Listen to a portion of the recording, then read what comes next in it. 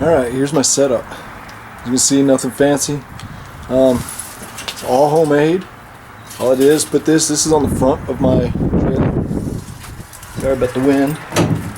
Step inside and look at it here. As you can see, I've got my two weed eaters sitting up there. One is primary, one is a backup. Got, assorted tools and everything. Got my hedge trimmer right there. Actually, I need to do a review on that thing because that thing's been working great for me. And again, weed eater twine, just whatever I need right here handy. But the thing about this is a a small little 6x12 trailer, and I needed a place to be able to put my weed eaters. I broke one of them whenever I had it stored on the floor in here. Had a lawnmower that the brake didn't hold all that well, and what it did is whenever I'd hit the brakes in the truck, the lawnmower would shift forward, and whenever it did, it ran over my weed eater.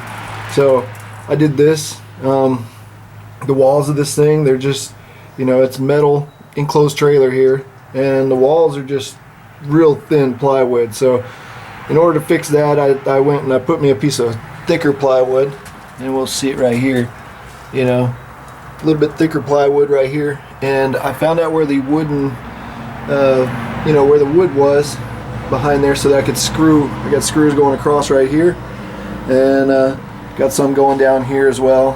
And that's actually what I've got all this supported on, because I needed something a little heavy duty. But all this is pretty much free. As you can see right here, I've got hinges mounted to this. This is just MDF that's holding up the weed eaters. I went and trimmed the weed eaters, or trimmed the MDF so that it would have two little notches, one here and one there, to be able to have each side of the weed eater. I just checked my weed eaters, see which was, what was going to be the best placement so it would all fit. And then I went and made some little metal brackets, and you can see right here, these are nothing special.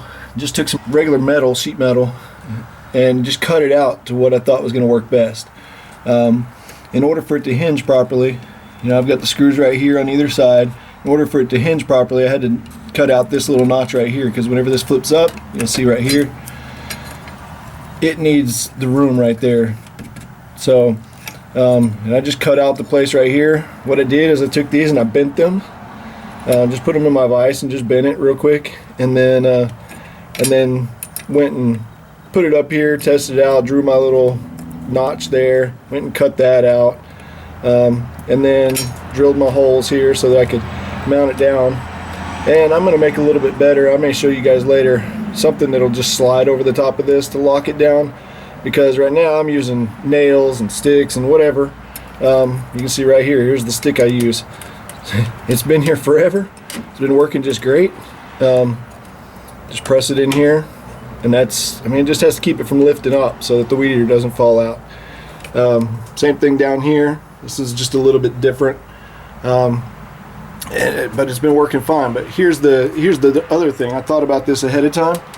I use this trailer for a little bit of everything, so I wanted something that I was going to be able to actually use for everything. So if I needed this space up here, then I wanted to be able to take the weed eaters off and not have these brackets in my way. So I put them on hinges. These are little hinges that come off of a closet door, those cheap little things. And if I take the weed eaters off of here, I can actually shift these all the way to the side, and then I gain all this space right here so that I can do anything else I need to do, use this space for, packing the trailer full of stuff. So as far as these hooks and stuff that I have on here, they're all screwed in there. If I really needed to, I could just unscrew them back off of there, move them around, do whatever I want with them. But it works great for me. So hopefully, the only issue I did have, and I think I mentioned this before whenever I was getting a weed eater, is my trailer only has so much room up here to fit a weed eater.